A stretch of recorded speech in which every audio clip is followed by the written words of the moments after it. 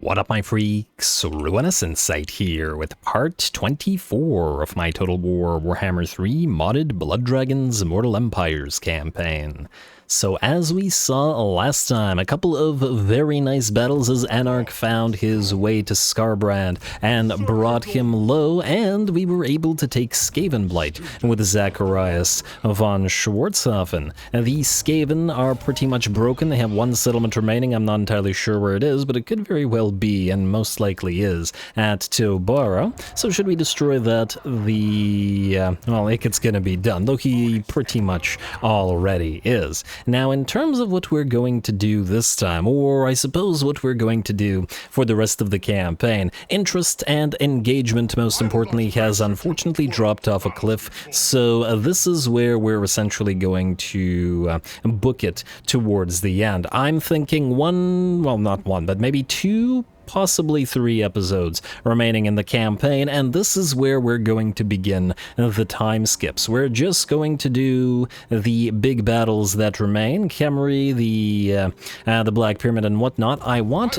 the essentially final form of every single one of the Ordo armies to fight their big fight, and then we'll do an episode that's a little bit more Abarash centric as well, plus any additional little fights, or well, not little fights, or fights with other armies that we get into. Obviously, there isn't really much left in the way of admin for the campaign anyway. It's just mostly moving armies around at this point, and that's not very fun compared to actual empire building, but this isn't an empire building sort of campaign. Now, that may leave out a few armies in terms of getting new troops. We also do still have at least one quest in Castle Carcassonne, which is, I believe, 2 turns away. We do still have to do that, but that'll still probably leave out various things that we may not have the ability to do, as in, for example, try out armies with those Black Grail Knights, and if they never work, judging by the last episode, the Palace Guard, rather. So, what I'm going to do instead then is, while we will finish this campaign in the next 2 to 3 episodes, I'm probably going to make a couple of separate episodes of not this campaign, just sort of battle episodes, skirmish battles, and to show off some of the units that we didn't really get to see, A, in decent numbers, or B, at all. That way we get to both see the units, and we don't have to waste like 30 turns trying to properly build an army that actually contains decent numbers of them. I think that'll be the better way to do it, and hopefully that'll keep everybody happy, or at least that's the way we're doing it, so it is what it is. Anyway, we're gonna start this episode off with having Walach attack Khemri. Might be the most difficult fight for him, depending on what we have at the Black Pyramid of Nagash, but it should damn well be a good one. And can we see the Black Pyramid from here? Oh, this will be the most difficult fight for him, because Khemri, they've destroyed the Sentinels, so that's really interesting. Alright, well, I guess then the final battle, essentially, for Walach will be at Khemri, since there are no defenses at the Black Pyramid, and it's only a tier 3 upgraded to tier 4 and tier 3 defenses, whereas Cetra, with full stack, tier 4 walls, and a tier 5 settlement all maxed out are at Khemri, so we're not going to get a harder fight than that. Alright, so what we then have to do is essentially use up all of our martial valor to make the final form of the units that we still lack. So you and you are going to both be Blood Dragon Inner Circle, and then you and you, there we go, are going to be the non-Inner Circle Blood Dragon Veteran Knights. There we go. Every single type of unit. Unfortunately, these guys will have lost their high veterancy buffs, but, well, hopefully it won't screw them over too hard. Anyway, away we go. Prior to the time skip, at least, we get a battle like this. A Walach, yeah, best to make it a good one. Yeah.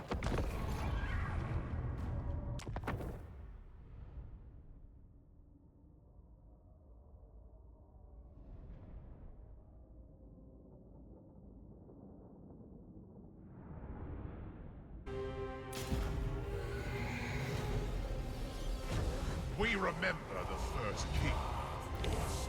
Alrighty, here we go. In lieu of the Black Pyramid, it is Khemri that will fall. Unfortunately, they've got plenty of defenders on their side. This is also where we get to use our ghostly Hippogriff Knights, the Inner Circle, well, the Impalers specifically, and these two are named, so, and Hic Sunt Draconis.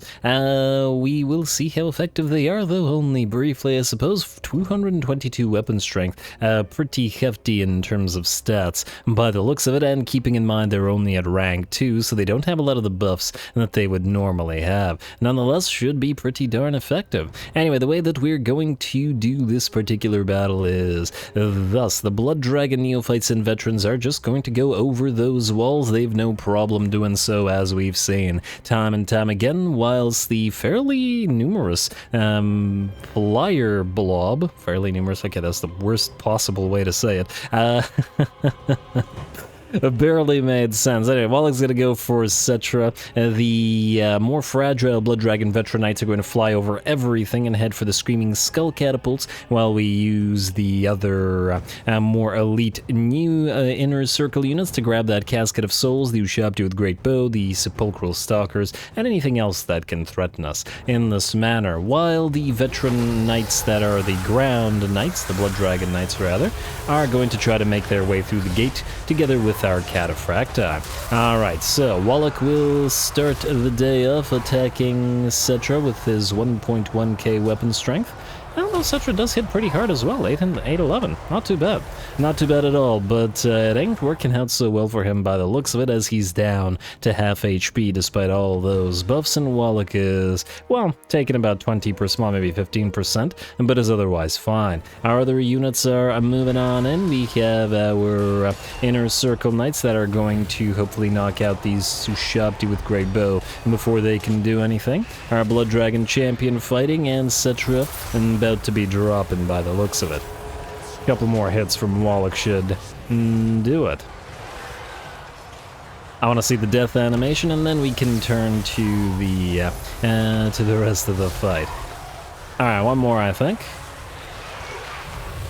And there we go, down goes Cetra to a combo tail and a wing smack. Over here it looks like we managed to get that Casket of Souls gone, and now the Tomb Guard have surrounded the units of Inner Circle. That said, that's probably not going to work out so well for them. I don't think these guys are going to be as powerful as the Disciples of the Path Inner Circle, but I'm pretty sure they're going to be well strong enough to handle a pile of Tomb Guard, and to mincing infantry is something we do well here. The gate still stands, and we are still trying to break through it with all those blobs of knights and cataphracti, but we are also up on top of the walls, which are surprisingly sparsely defended here. The Blood Dragons, especially with their, or Blood Dragon infantry, and especially with their splash damage, clear the Tomb Guard up here, and clear walls in generally really, really well. Gotta love the effectiveness of splash damage on infantry like this, and ooh, this is a Kepler Guard unit, yeah. Those guys are really quite good at dealing damage, though probably not in this particular situation. A couple more hits and the Kepler Guard will be done for. And the enemy's having a pretty bad day elsewhere as well. Looks like the two units that surrounded this single unit of Inner Circle Knights is just about done. That said, they are led by the by Aelfric here, who kind of blends into them, but that's exactly what we wanted. Alright, everything's nice and coordinated this way. Gonna get some Phantoms of the First Keep on the field, mostly just to distract units. We're hardly in a position to need them, really. As in, we're not in a bad position here. Just trying to get a lot of shots of the Blood Dragon Inner Circle units fighting. And of course this big old Terrorgeist, which we haven't seen too much of, but is being generally fairly effective as well. As soon as we got the Blood Dragon Champion here. Otherwise, we're going to move Walach in over here. It looks like while we did manage to destroy the enemy artillery with our two units of flying Blood Dragon Vets, they are starting to take a little bit of damage. We have healed them a few times.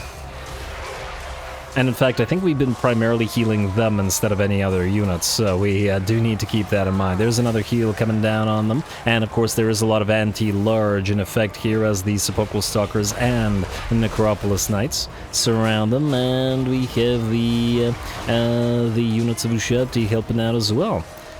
And granted, we could have used our speed and mass to get the heck out of here, but frankly, this was a cool little capture the flag moment while we landed upon this minor supply location and continue holding.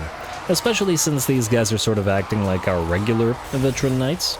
Or just knights in general, I guess, since those guys are having a tough time breaking through that gate. Speaking of the gate, however, looks like it's been captured and our forces have finally moved their way in. You gotta love those cataphracti working their way through the enemy tomb guard.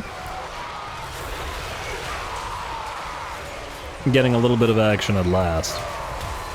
Though by the looks of it, it won't be too much of it, as the balance of power is at about 80% in our favor. Now we're making our way up the hill over on the left flank, and pretty much everything around the breach, around the gate, around the walls has collapsed. Just a matter of allowing our knights to make their way through the remnants of the defenders here.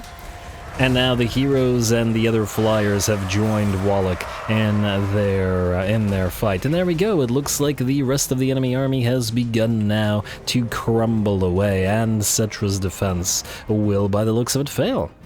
And yeah, that worked out well, both in terms of, well, actually the battle, but also in terms of the fact that the game didn't screw us over with the desync like it likes to do.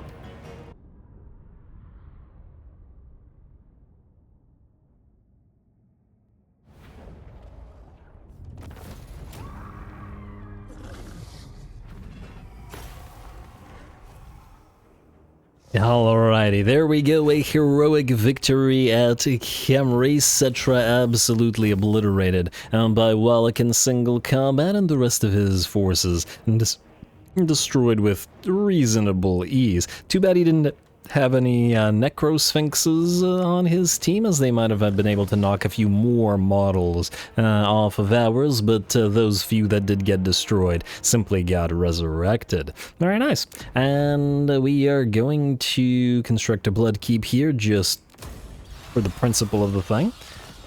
And just to take a look, yeah, we don't get any special thing at the Black Pyramid, unfortunately. Yeah, and there's probably no stronghold nearby that is worth the time, or worth the effort. Kasabar's another tier 5 by the looks of it, but it's not going to be as strong as Khemri anyway. And a great and worthy act for somebody, so well, I guess we can build the force gathering here, but that's a little bit more admin-y. Anyway, well done to Walach and his army. They've carried us through the campaign. Including the named ones, the Crimson Chevalier, the Bloody Grail Knights, the Impalers, and Hic Sunt Draconis, as well as the extended family, Cataphracti. Really enjoyed all of those units, and of course Blutzone. Really enjoyed all those units throughout the campaign. Now, this is not yet time for the first time skip, as I do believe we have another battle that we can do right now, and I think that's going to be Kislev. Just to double check, Anarch, you haven't moved. I can move you between the episodes. Yeah, you can't reach Barrack Dawa's bag. We still actually have to make your army, well, maxed out, essentially. So we'll raise Dog Karaz, move towards Barrack Dawa's bag, but I think that might not be worth an actual fight. And you have a fairly long way to travel to Nagashazar to get your big fight there. So we really got to start on that. Probably better off just ignoring most of these forces, and you know what, let's not pick up a plague while we're at it. Just go this way, and we'll time skip a few times, and then Anarch will be at Nagashazar by then. Hopefully the Skaven Corruption dropping isn't because... No, okay, yeah, it's still a ruin, good. I was thinking that perhaps Imric might have taken it, but no, it doesn't look like it. Well, I mean, since the Black Pyramid fell, it would have been possible that Nagashazar did as well. Let's just hope it didn't, but if it did, I'm sure we can find another big old stronghold for Anarch to do his last thing. We do need to level these guys up as well. But anyway, let's double check that there aren't any other battles that we have potential ones with. No, okay, we're good, we're good. We still have to sail to the Maelstrom / to Lothern with our Ordo Profundum army, but for now it's time for Kislev to fall as well. Let's get a nice fight for these guys. And plus I always enjoy these guys fighting because they, well, they take a long time to kill anything as compared to the super elite troops. Anyway, the exotic dead is maxed out and we have Undeath Resurgent. We'll level up before fighting, of course, so let's go Quick Blood. I guess Lightning Reflexes and into Blade Shield. Mentor hardly matters at this point in the campaign. We are missing Gaze of Nagash here and pretty much nothing else that really matters. So Wound Maker, Deadly Blade. You could still get Gaze of Nagash, but I'm still probably not going to use it. Let's get the Devastating Charge for you, though. You have, like, no charge. Which doesn't seem right for a Blood Knight. Psychic Drain for you, sir. We won't need the Grandmaster, but frankly, it's just, you know, just these little technologies will just make our units a little bit more powerful, and they're already very, very powerful. It's not going to make any major difference anyway. Anyway, you are currently at war with Festus, so we will ask Festus to join the war against the Ice Court rather than declaring war on everybody. Give us money. I don't care. We'll probably kill you off as well, potentially. And then again, he probably won't have an army that's actually worth a fight. This, however, I think will be. Away we go. We could, if we wanted to, make another Drakenhof Templar Sky Reavers, but frankly, we've seen the Sky Reavers fight for quite a while throughout this campaign, or quite a lot throughout this campaign, so I don't think that's that big of a deal. And, ooh, Prague. It's a tier 4, so it's not going to have near the defenses of Kislev by the looks of it. It does have a stack there. Maybe send Reinhard there as well. I'll think about it. But we'll see what we have time for in these last episodes. Away we go to Kislev and 2 stacks there. Let's see what we can do.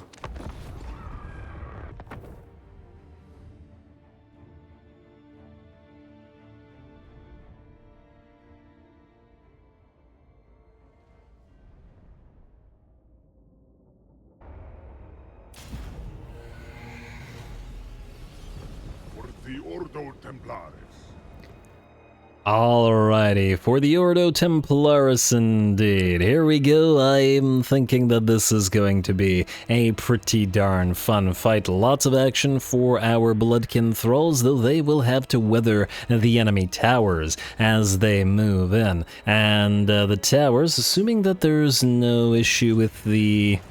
Let's find out. Oh, there is an issue, huh, interesting. So the towers displayed in the replay are different from the towers when I actually played the battle. I wonder if that always happens. I just noticed that. When I was fighting the battle, these were the upgraded towers, the ones that fired lightning at you, and were knocking out plenty of the Bloodkin Thralls as they moved towards the walls. I mean... Otherwise, the battle should be pretty much the same, but this way more of the Bloodkin Thralls will reach the walls. That said, unlike our Blood Dragons and our Disciples of the Path and whatever, we don't have perfect vigor on these guys, so they will lose their vigor upon climbing and have that little bit of a tougher fight as they do. We've arrived on top of the walls and have sent a unit scurrying off of there, while our heroic flyers, our Lord and our Abyssal Terror Knight and Albrecht Nictus, have moved in to try to hunt down the enemy Lord and whatever gets in its way. And now those are the things in the woods. I thought for a second those were Chaos Warhounds and got very confused. Alrighty, all that soul siphoning effect around, making it a little bit difficult to see, but I do believe the Abyssal Terror Knight is whacking away at the enemy Lord, or at least should be, if the Lord is still alive even, which by the looks of it, it is not. Alright, well, that's lovely. We've got our Bloodkin Thralls climbing those walls, and our monstrous units of the Inner Circle and Templar Sky Reavers still fighting up there. And just like regular Vargeists, these guys are extremely effective at clearing walls, but I guess for this faction in general, it's just something they're all very, very good at. all that splash damage from various sources, just fantastic on walls, and getting a monstrous unit up on a wall is always going to be pretty devastating. Anyway, looks like there are some Mixina ambushers over on the rightmost flank, and they have done some damage. Bloodkin Thralls have dropped to about half of their HP here, and we need to be careful unless they begin to crumble away. More of our Bloodkin Thralls have gone over the wall now and are in the fight. Both the Zargard and the Armored Kossars stand against them. And we're going to have to be careful and deliver the armor-piercing damage of our monstrous units where it's most needed. And that's the Mordheim Beowulfs, Things in the Woods Regiment of Renown, looking pretty fantastic, as they do. Fortunately for us, they are low in armor, so we won't struggle against them nearly as much as we would against the heavily armored Zargard with our Bloodkin Thralls. And we're going to send our Bloodkin Aspirant to lead the charge against those guys. Down here we've got some more Zargard and some Imperial Spears, presumably due to the, well, not presumably, due to the outpost in here. Imperial Spears, of course, will be brought down with great ease by our Bloodkin Thralls. But the Zargard are certainly a different story, though this particular unit is certainly getting surrounded and destroyed and isn't by our blood. Ranged hits are still coming down upon us. Another unit of Bloodkin Thralls has been brought down to about half of its HP. And we're just trying to work our way through the heavy armor of all those Kislevite forces. There's certainly been some armor creep from the first game to the third game. Lots and lots of armor piercing and lots of armor added to units in the newer game. Which is kind of interesting, but it's also kind of odd to see how heavily armored Cathay and Kislev are compared to the regular Empire. I'm just out-armoring them, generally speaking, very, very significantly. And ooh, looks like we didn't blob, or we didn't catch this armored Kossar unit, allowing them to fire their pistols into the back/sides of our units here, which are being held back by the Boyar and the remnants of his Zargard. Although the Zargard are just like another unit, and surrounded and getting ripped apart now. Looks like the Boyar, oh, I thought he fell, but he only fell down.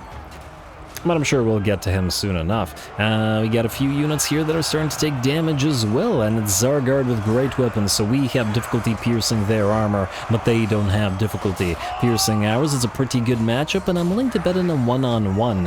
A Bloodkin Thrall unit, especially without healing, would struggle against one of these units.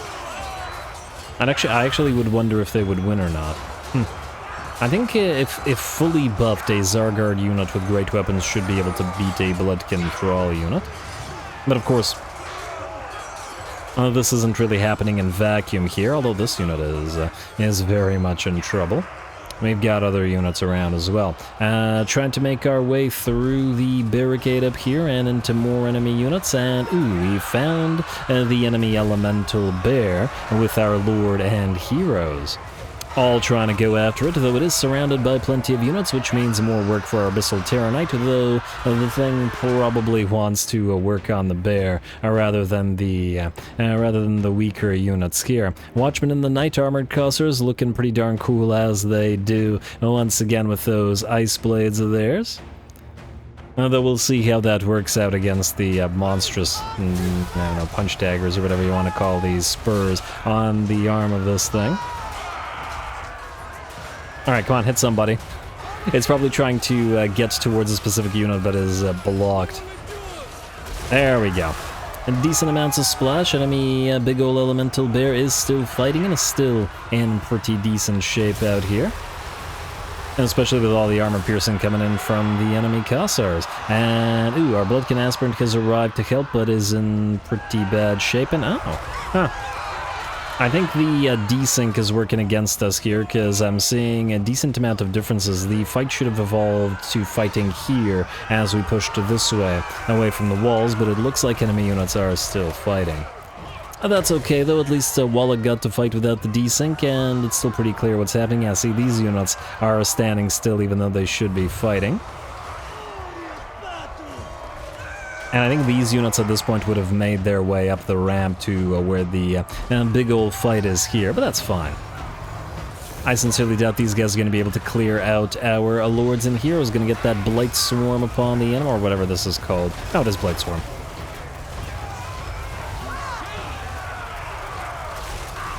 And how's that bear looking?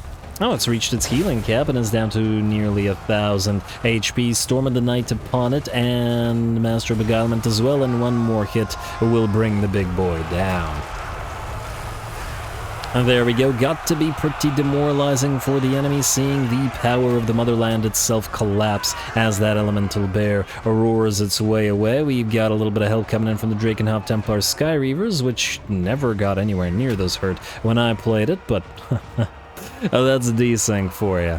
At least, despite the fact that they were hurt over there, they are still at 12 out of 12 units, so just gotta overrun the last of the enemies that are remaining here. Armored Cossars here still holding. These guys have been holding for a while now.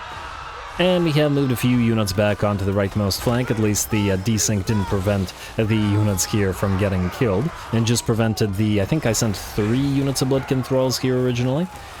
But they were probably ordered to attack a specific unit, which they're attacking over there instead. And by the looks of it, that is sufficient. The entire enemy faction, or the entire enemy army rather, goes in to buy our blood, and we just have to while away the 30 seconds until the army shatters for good. There we go, getting a little bit of nice air by the aerial units, and these guys still didn't lose a unit. Very nice. Still 12 out of 12 despite the damage. Chase them down and make sure the battle ends. Watchman, and I'm just curious, 50% HP there, right? Yeah. The desync certainly caused a lot of damage, but not sure any of our units did die, though some were very, very close. These guys are down to 9, though they weren't in reality, as in reality we healed most of them up. And that said, the battle mostly happened. I'd say about half of it happened like it was supposed to, and then there was a massive difference due to a desync. I don't know why. I guess a unit that was supposed to fight here moved somewhere over here, and then all the units that were supposed to go after that unit followed them here, rather than fighting in the rightmost part of the settlement, which made a big difference as to what happened here, and obviously reverberated into the rest of the battle. And that said, a win's a win, and a good fight is a good fight nonetheless.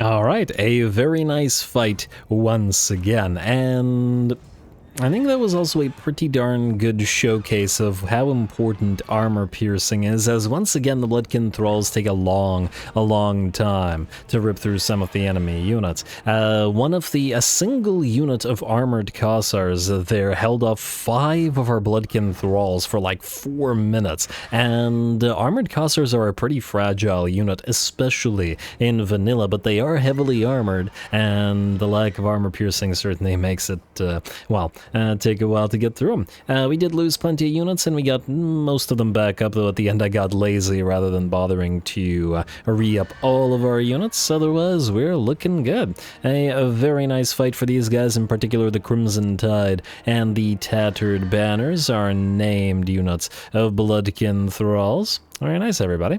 Very nice indeed. Alright, we are going to construct a blood keep here at Kislev. I know it's only tier 3...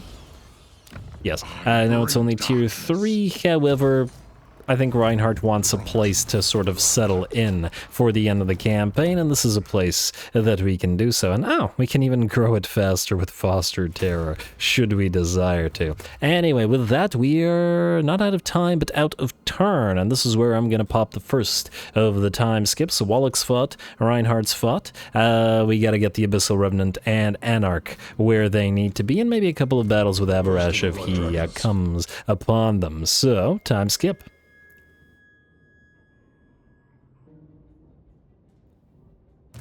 Alrighty, there's the first. For those of you not used to this time skip sort of thing, I tend to do these in finales, and well, this isn't quite the finale episode, it is around the finale, and we're in the finale portion of the campaign, so that's the name of the game. Anyway, we're not going to leave Abarash out of these penultimate episode fights, and we come upon Drajuath the Ashen, and while his army isn't anything crazy, I don't think we shouldn't take the opportunity to have him one-on-one Abarash, so away we go.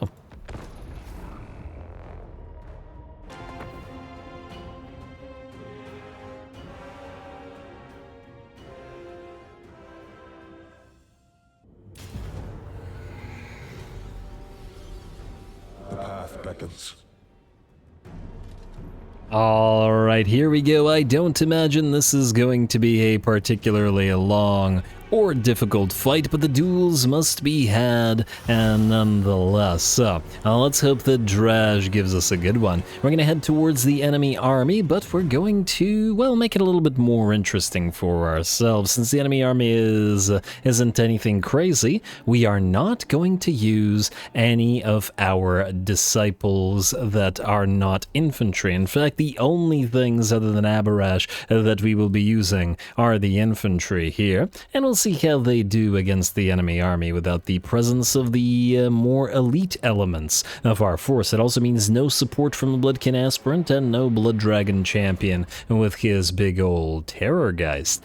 We are going to still use the Drakenov Templar Champion, mostly because it just looks so good. And and we do keep this one on the ground, and I do really love watching this guy fight, or these guys in general fight. So yeah, you and you as well, of course. You are the infantry commander, and you will command them to victory. Anyway, in the meantime, Abarash has found the enemy Lord Draj. They both still have their barrier up, so the battle has just begun between the two. Looks like they will be fighting in an ash storm, but well, having drank the blood of an elder dragon, I don't think Abarash is particularly concerned about a little ash storm.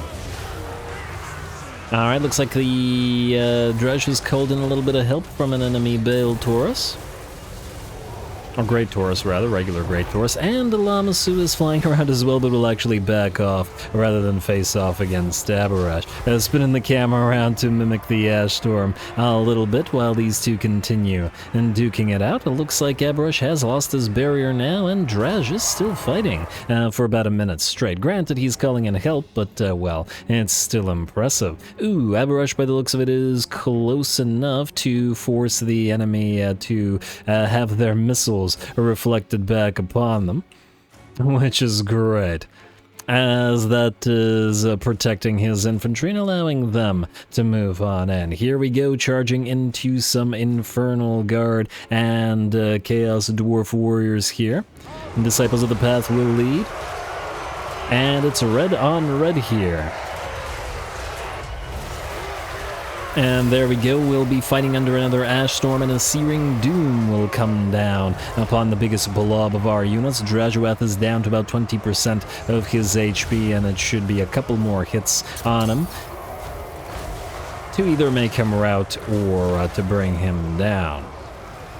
Although I'm pretty sure he'll just rout, and we may or may not be able to chase him down. Anyway, the big old melee is happening, and it is, of course, a big old melee with lots of spells flying, not just from Draj, of course, but his sorcerer, his pet demon smith back here as well. All-right. You're gonna have to work for it melee, and our melee units will be hit by range units periodically as well. We can see those hobgobs firing. I believe there's a Fireglaive unit around as well.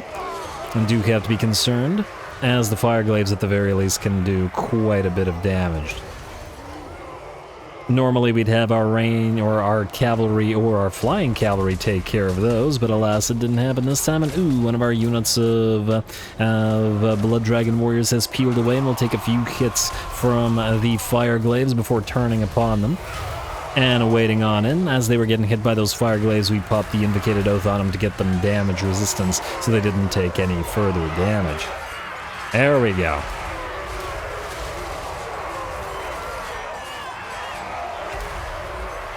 Alright, and the balance of power shifts to about 90% in our favor. I believe Drajueth has abandoned the field. And we're just now taking out his heroes and any other units that cross Aberesh's path. And there we are. Just like that, the enemy army will rout. No need for our fancy elite units. Just a clash of blades, a brawl, a test of martial skill without relying upon the monstrous mounts to do work. Ooh, wow. The sweeps with that great sword as several units get bisected. Always glorious to watch. Aberesh, hit him again, please. And just the one that time? And another one. Alright. We got a little bit of chasing to do, but we can do that off screen.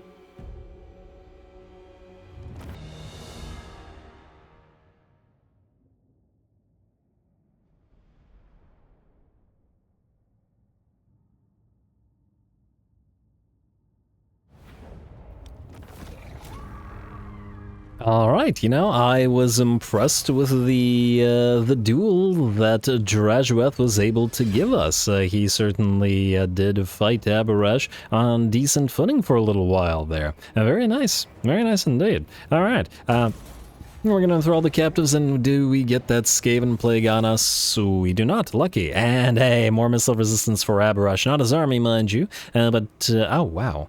Income from settlement buildings plus 10% faction-wide. Huh.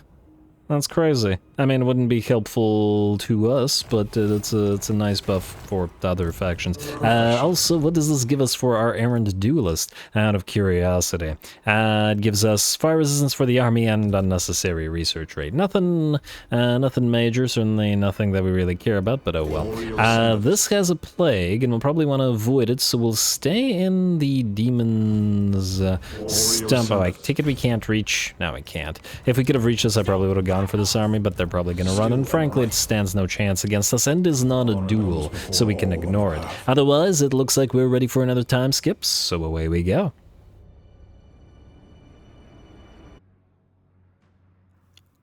Alright, time has skipped on by once again, and we've got two battles before us this time. Now, Anarch has finally acquired the final form of his army, so he has the Inner Circle Knights. The Crusaders and the Knights of the Thirst have both been upgraded, and we got new Knights of all types. So, we're going to take the opportunity to attack something, and especially since Anarch has gotten probably the least playtime and battles on the map compared to the other lords, or the other legendary lords, I guess, he definitely wants another fight. And we got a pretty good one before us. Karak 8 Peaks maxed out, and we've got Queek Headtaker defending with a ton of infantry, so we'll see how our own infantry fare against them. We'll pop the Razor Standard on, I don't know, one of you, mostly because the regular Dragonov Templar is already strong enough, and I guess away we go.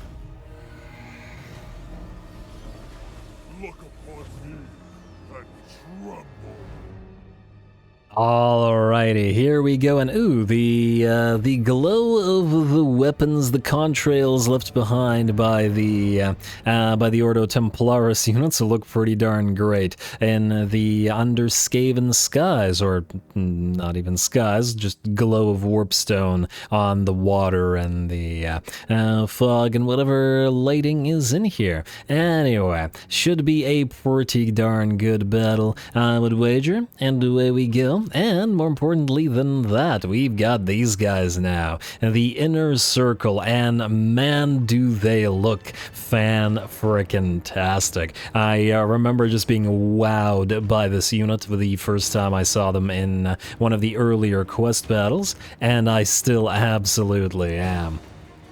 Definitely gonna have to make a separate episode with just seeing these guys, but we'll see them at Nagash's as well, or a separate, not episode, but whatchamacallit, a separate video.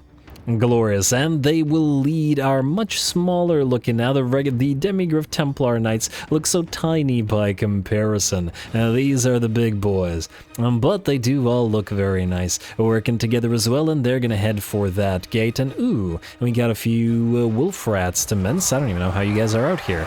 Poison wolf rat, do they move out from the... it would be cool if Skaven settlements would release like wolf rats from grates and stuff like that. Might be a nice touch. Get on it, devs. Yeah, I do feel like cities could probably use a few more defenses. Spice the sieges up a little bit. But anyway, in the meantime, we have made it into the enemy settlement. Queek is getting absolutely wrecked by Anarch here in a one-on-one, though Anarch has popped the various debuffs on Queek. We're not stacking debuffs to the degree that we did on poor old Scarbrand. Queek's got a few more hits in him, but probably not too many more, though we are taking quite a bit of damage from some warp fire throwers and other things, though by the looks of it the warp fire throwers are burninating plenty of clan rats, and Anarch is absolutely covered in warp fire. Now that still won't save Queek. And we've still got HP. Alright, looks like a chieftain has joined the fray, though I'm sure we will go after him while we also go over the walls with our units of Templar warriors. Looks like the walls are fairly sparsely defended, and fortunately for us, the enemy did not have too much in the way of things defending their plague claw catapults. 4 units of catapults all deployed over on this side of the map, but we sent in our 2 heroes and our Drakenhof Templars to deal with them, as otherwise our warriors on the walls would be in pretty bad shape.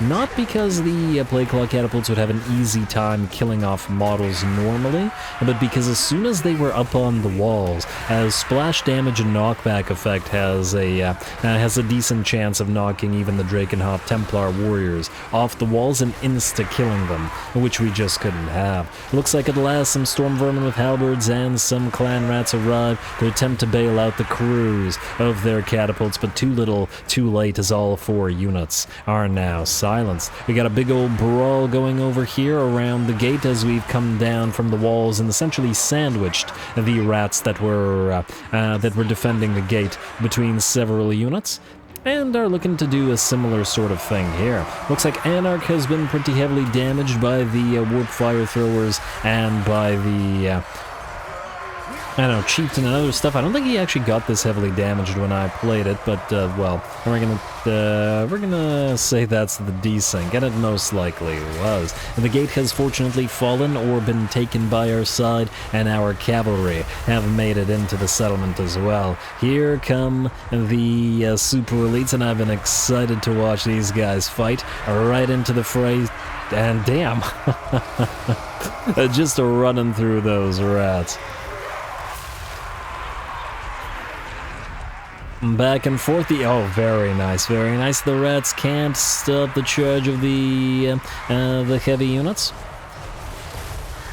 How's Anarch looking, by the way? I'm getting a little bit of that health back up, and Queek was dead by this point. I guess he's come back, though I would wager not for long. Another effect of the desync there, and I lost sight of him. He came back. He came back, and I think he might have gotten killed with a single sweep. Damn. But I think that's probably what Queek would do, head back into battle, so it's appropriate, it's lore appropriate. Now it's time to go after this enemy chieftain, a Storm of the Night, and a Master of Beguilement, Psychic Drain, Colossal Strike, pretty much everything we can stack on this guy. And gotta prevent him from killing off individual warrior units while they're in the settlement. We gotta make our way up the hill now. We've got some of our Demigryph Knights peeling away, just trying to make sure that they run over any enemy range units. You can't let those warp fire throwers and anything else of that nature, any weapons crews, do anything, ideally. Chieftain getting chased by Anarch now, and a couple more hits will surely bring the Bone Breaker down. And by the looks of it, the battle is nearly ours. The brawl around the gate is nearly finished in our favor. As usual, the Drakenhof Templars looking fantastic, covered in blood. The clan rats will rout out of there, and we've peeled away a few of our units of elites to fight some storm vermin back here. And some Doom players as well. Unfortunately, it looks like the desync has forced this unit to stop. But at least these guys are still fighting. Ooh, there we go. Doom player goes down. Are we still at 4? Have we lost one of the... Oh, we've lost one of these guys. I don't think this happened either, as in I don't think any of them died during the actual fight, but that's fine. I'm getting some glorious shots of them doing their thing.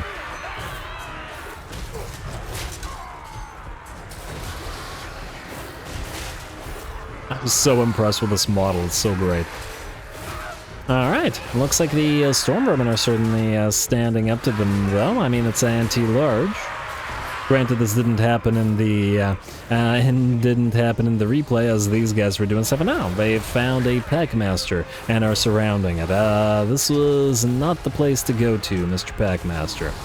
A bad idea. Now, there we go. With that, the desync forces the end of the battle. By the looks of it, everything else was pretty much clear over on this side. We could see that everybody here was pretty much overrun, and all that remained were the units here, which I believe were killed via various means when I played it, but then the replay didn't allow it. Oh well, not a big deal. Still, most of the battle happened the way it should have, other than Queek coming back and then getting insta-killed by Anarch's mount, though frankly that was a nice little touch and I actually preferred it that way in the replay rather than the way Queek normally or died when I played it, which was just in his duel with the Anarch.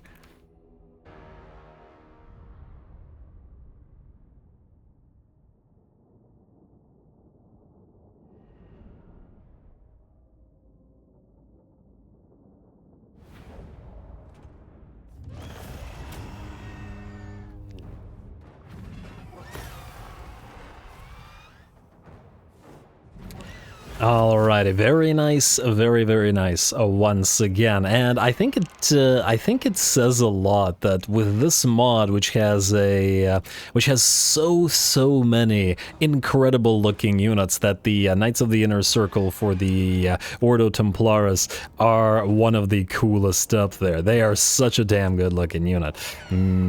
Hopefully, well, we'll see them again at least one more time before the end of the campaign, but there's some solid units. We also did pretty darn well here. 0 losses after recovery, of course, but 0 losses nonetheless. And I think since Squeak didn't even stand a chance against Anarch, who is significantly weaker, and then Abaresh, our weakest lord currently, of the legendary lords anyway. Yeah, so Queek certainly wouldn't have stood against Abaresh himself. Also, kind of interesting that the Skaven are giving us such good fights towards the finale of the campaign there. Wasn't expecting it from the little guys, but really do appreciate it, though hopefully the siege fights are not getting screwed over too hard by that desync, which does have a tendency. Anyway, do we need to make a fortress here? Or I don't think so. I mean, we could, and then pass through it, or we could just erase it. It's not like we got damaged or anything. Honestly, I don't think we care that much. No, just raise it, just raise it. No, move that way though. Just erase it, and keep on going. You've got more rats to clear out at Nagashazar, and it looks like the fastest way to go there is around, interestingly enough. Looks like we'll be passing through Karak Azul, though funnily enough, Imric likes us. Imric is or Menaethnir, but Imric are some of the tougher fighters, and therefore Abaresh will want to duel them. By them, I mean Imric and Menaethnir, his mount. Anyway, that was Battle 1 for this turn, and in the other, we found Tretch Craven Tail as well. Now, his army ain't anything crazy here, but I do still think that Abaresh would like to duel him. We are still looking for duels after all, and Tretch Craven Tail was one of the ones I did want to hunt down. We don't really need the... where is it here? We don't really need the Devastating Flanker for all units in army, but it's a pretty fantastic army-wide buff, so it's definitely one of the things I would have hunted down if, if we were down to, like, I don't know, maybe 10 out of the 90 or so lords, so yeah, we're gonna do this fight as well. Hopefully we don't get the plague, although I feel like we're pushing our luck at this point in time. Away we go again.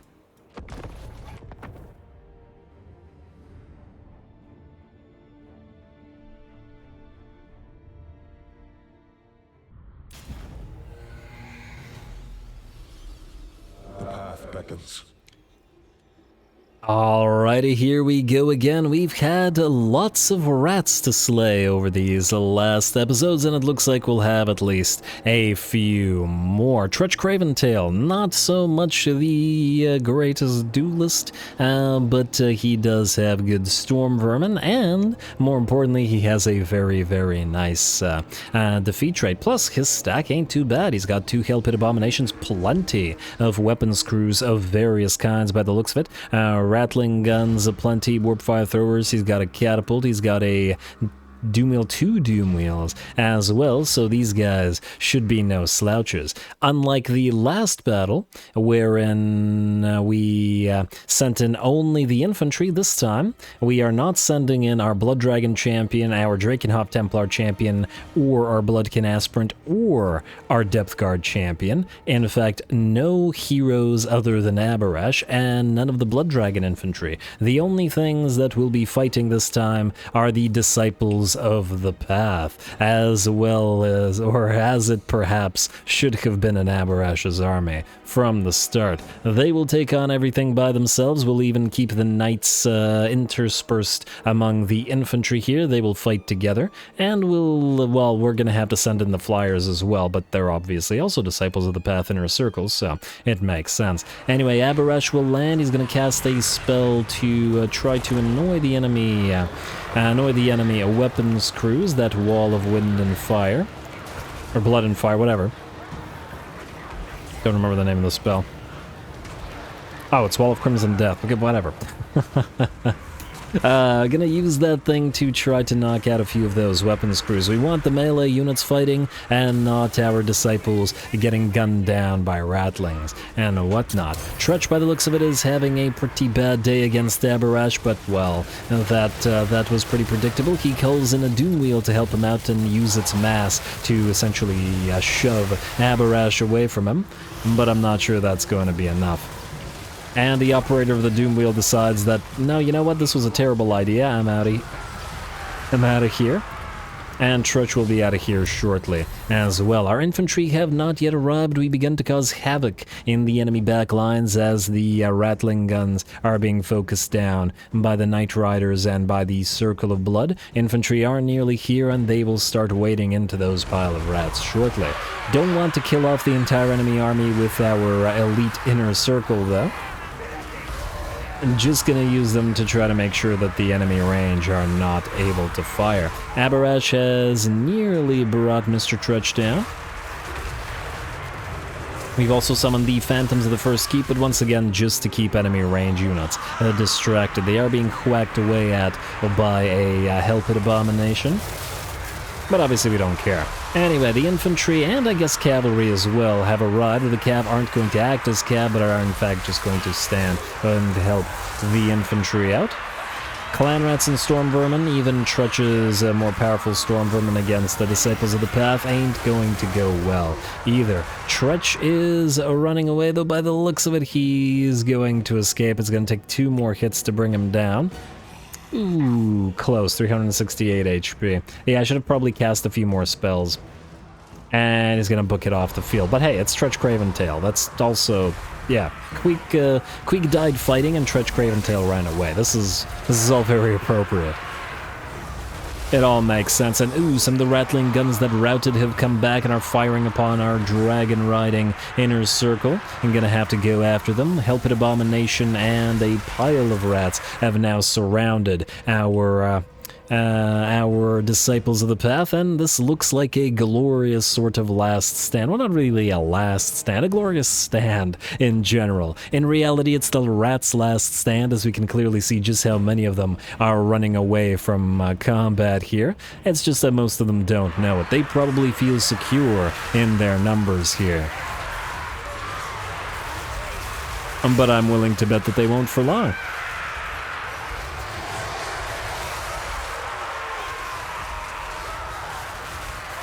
Alright, a glorious test of arms for the Disciples of the Path. Looks like that Hell Pit Abomination has had enough of those glaives.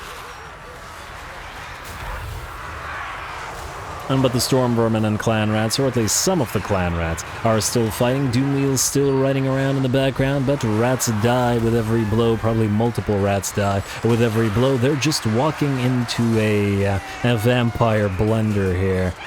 Or a vampiric blender, I should say. It's a rat blender. Alright, bounce power output to about 90% in our favor now. Who needs the other heroes?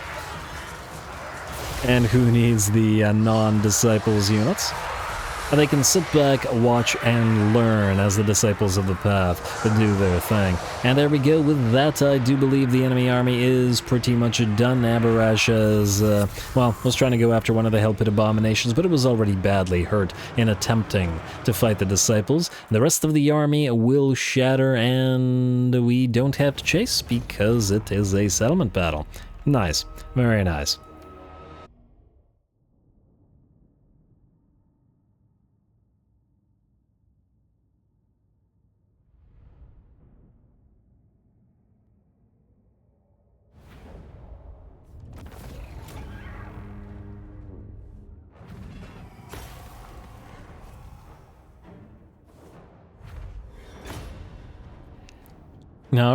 All right, very nice. I think it might be fun to do a separate campaign. Well, I mean, probably for just me personally, not in a video, but I think it would be fun to just run through a campaign of this mod with just Abarash, and you're only allowed to use Abarash and Disciples. So you have to keep building up the force of Disciples. No other heroes, just Abarash and them, and over time evolve the force and try to get all that errant duelist stuff completed. No blood keeps, no libraries, only... Well, I guess we could take blood keeps and libraries because quests, but yeah, still searching for the duels at the same time and acquiring all the defeat traits. Doing the whole Pokemon thing throughout the campaign. Yeah. Probably something I'll do myself off screen at some point, but anyway, nice little fight. The Disciples did well there. We got that nice defeat trait. Let's hope we didn't get the plague. And, oh, gives speed for Abarash as well. Don't really care about the leadership, but yeah, nice. We'll take it. We'll take it. Still can't recruit that, hey, a student. A great and worthy act? Oh, right. That's his errand duelist. I got confused there for a sec. Now... Fortress of Vorag. I do wonder if Imric is there. Let's head around. Oh, we can't heal unless we go into hidden encampment. Try to go around this way. We might take Black Fortress briefly between the fights, between the time skips. Rather, just to get that other disciple in there. But we also have to find Imric. I'm really hoping he's not up here somewhere. How many territories does he have? He doesn't have that many. He should be around, hopefully with a big old full stack, with hopefully a lot of big old dragons. But anyway, it's time for another time skip, folks, so let's hope that we find something good. Sad news to report. Lothern has destroyed the Galleon's graveyard. We'll take it for ourselves with the Abyssal Revenant, but obviously there's no defenders there, so it looks like Abyssal will head to Lothern instead for his final battle, rather than to the graveyard. Oh well, what can you do? We'll find him a big old juicy fight nonetheless, I'm sure. Skip?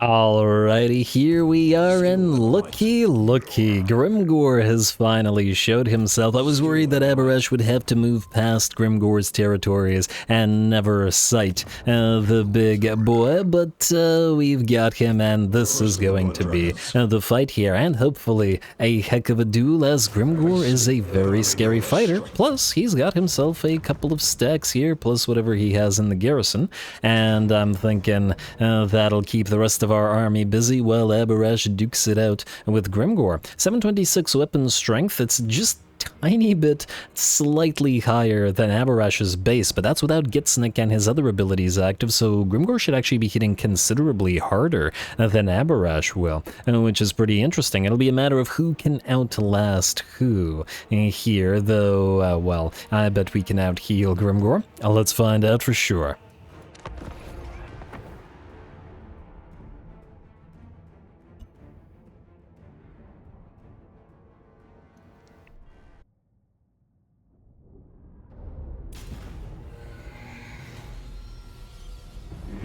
Wanderer.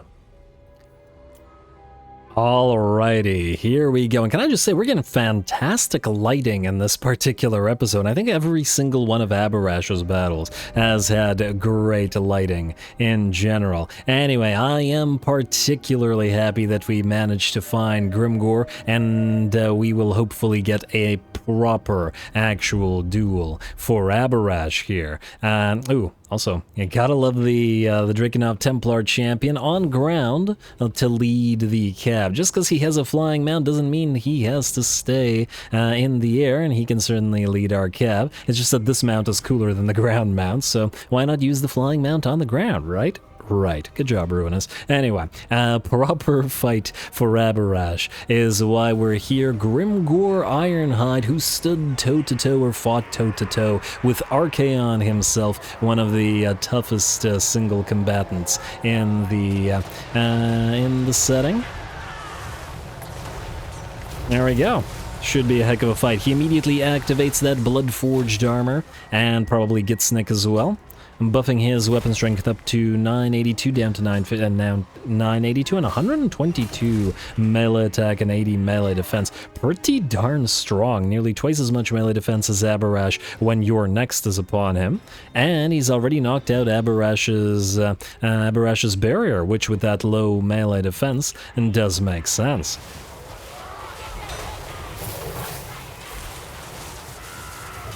It's basically, I'm just thinking, I mean, we saw Kolek, and Kolek wasn't really any kind of threat to Aberrash in a one-on-one. Grimgor, possibly Imric,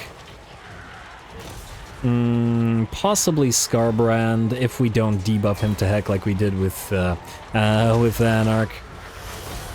And possibly Tyrion. Those are the ones that would probably give Aberrash a decent fight. I would normally have said Gorog, but Gorog isn't really a killer so much as just impossible to kill, generally. And we already saw how Walach Harkon absolutely ripped him apart. Anyway, speaking of being ripped apart, Grimgor's down to about 30% of his HP, and Aberrash has 200 melee attack with Fight or Die up and running. His weapon strength is still relatively low. He doesn't hit nearly as hard as I think most of the very strong fighter lords. Less hard than Valkyrie, less hard than Scarbrand, less hard than Kolek and Grimgor, and probably Tyrion, probably Imric. But despite that, Aberrash outlasts them all by a considerable amount. And once again, we could make him hit very much harder. We've already shown that he just needs 500 kills. I just hesitate to drop spells and kill off the entire enemy army, or half the enemy army, with, ooh, nice hit.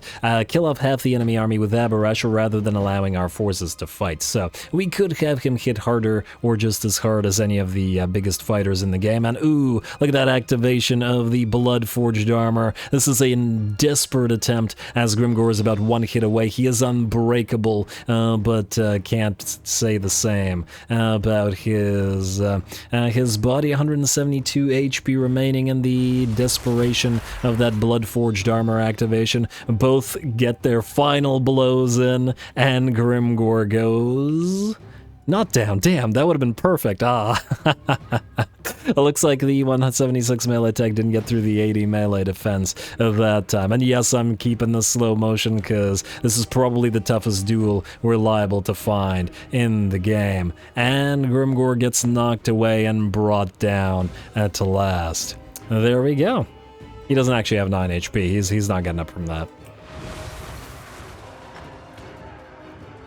Alright, very, very nice. How's the rest of the battle going? I was too busy with that, but frankly, we've seen these guys fight quite a lot. What we haven't seen a lot of throughout the campaign is Aberrash dropping offensive spells, so we might do a few on this little army, because it's mostly made of garbage units, while our disciples hold off the actual threatening foes. And holding them off is perhaps not quite the right word, as they are ripping them apart no less well than Abarash did rip apart Grimgor. Alright, so let's cast a few spells. The enemy is moving in a nice blob. Obviously the spells aren't going to affect the trolls, but the gobos and the regular orc boys are very much fair game. So we'll start with that wall of wind and fire, or wall of fiery death, or... I forgot the name of the spell like 50 times at this point. But anyway, start with the wall, follow it up with the rain of blood and fire, and this one is most definitely going to hurt. A bloody end for probably hundreds of orcs and gobos. There we go. Man, this looks no less devastating than a Dreadquake barrage, especially with the after effects on that. Oh, you're flying back into it. And into the pile of corpses.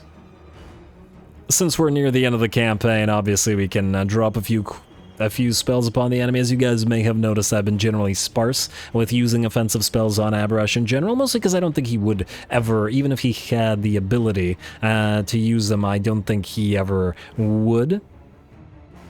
And just doesn't seem the type. But anyway, that was pretty devastating, and we got 575 kills, counting Grimgor, and nearly 69k damage.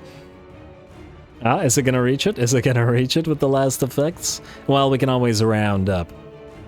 68,906. Close enough. Close enough. And nice. And we're going to head down to kill off that great Goblin Shaman. Goblin Great Shaman. Close enough. Close enough indeed. Alright, well, these spells have taken care of most of the chaff. The rest of our army has taken care of most of the elites, most of Grimgor's army. Gonna drop a couple more just small spells upon the enemy, though it looks like those ones whiffed and by and large missed the main enemy formation.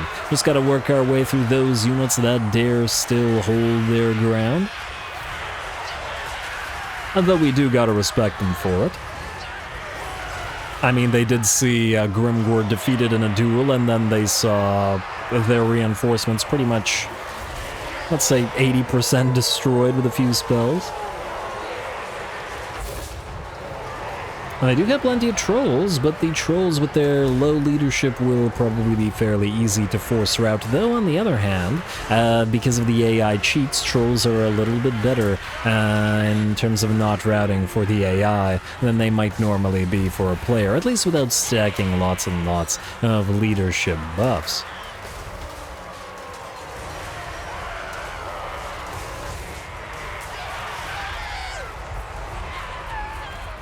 Alrighty, and we are looking pretty darn okay here.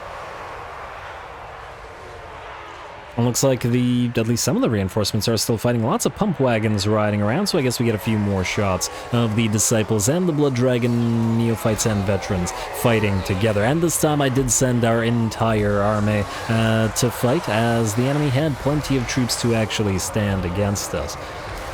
Though I'm sure we could have used less and still carried the day. I mean, frankly, Abarash could probably have killed the entire enemy army himself, but yeah. Grimgor is why we came here. And Grimgor is what we got. Anyway, with that, the last of the enemy army will shatter, and ooh, nice lightning, finally hitting some enemies. The rest of the enemy army will shatter and run. I do believe one of the armies is not in march stance, so won't be destroyed, so we'll do a little bit of chasing, though I think we probably won't even bother taking another turn to go after the settlement, but that's all consideration for, well, me between the episodes.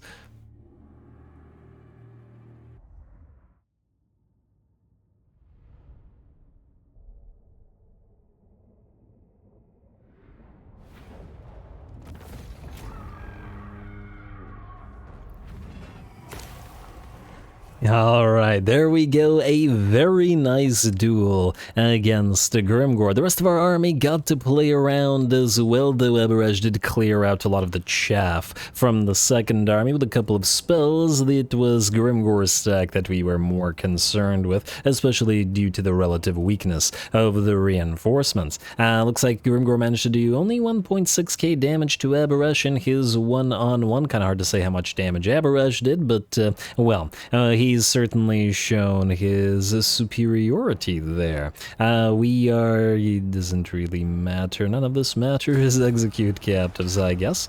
And First of the blood dragons. the question is, do we want to risk the plague at the Sentinels? I guess it doesn't really matter right now. What we do... Oh. What does Grimgor's defeat trade give us again?